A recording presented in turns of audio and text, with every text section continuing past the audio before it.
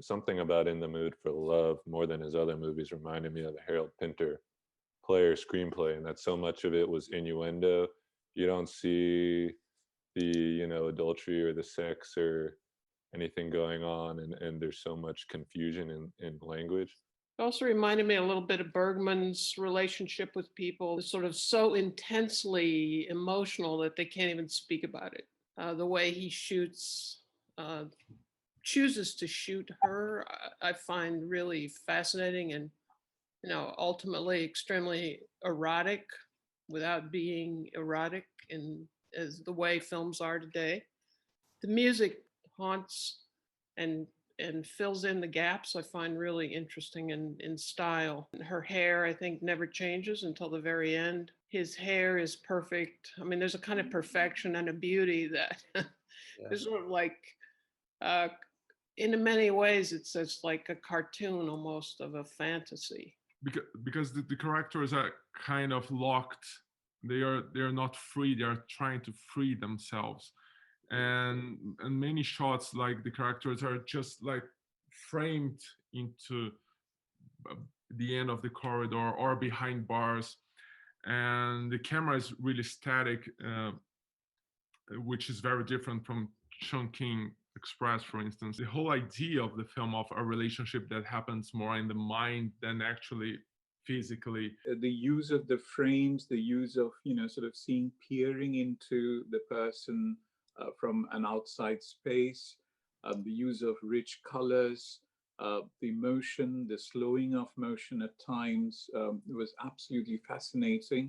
Which is why it's a little bit strange. They're in these very cramped apartment conditions, but there was a housing shortage in Hong Kong because of the influx of all of these people coming out of mainland China, and a lot of them Shanghaiese.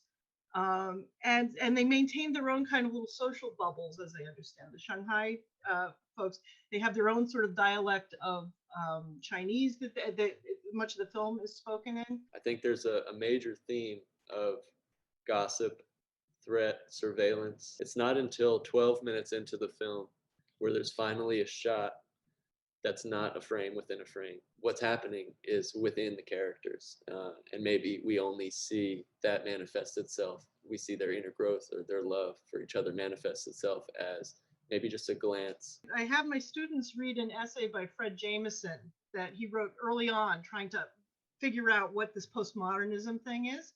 And one of the ideas that Jameson kind of invented, which I think is terrifically useful when you're looking at this film, is this idea of a nostalgia film. So it's the thing that's going on through the whole film, is it's about what's going on in Hong Kong in the early 60s, but it's simultaneously about what's going on in Hong Kong at the end of the 90s with the transition. I definitely think this way about Wong Kar Wai, especially because he's often compared to Godard, who his films are nostalgic for movies themselves. In this way, there is this through line to Tarantino, who released Chungking Express in the U.S. in the 90s.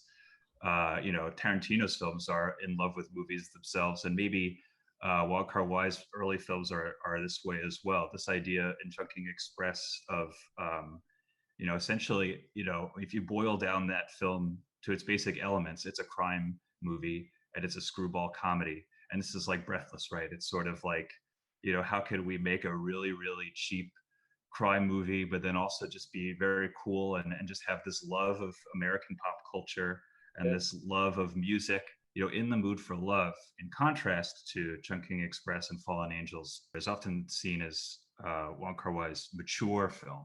People who didn't understand Mr. Wong in the 90s. It still has a lot of these same basic elements. But I think one thing that's compelling is that, it is as much about nostalgia, literally like remembering the past, as it is expressing nostalgia in this Godardian postmodern way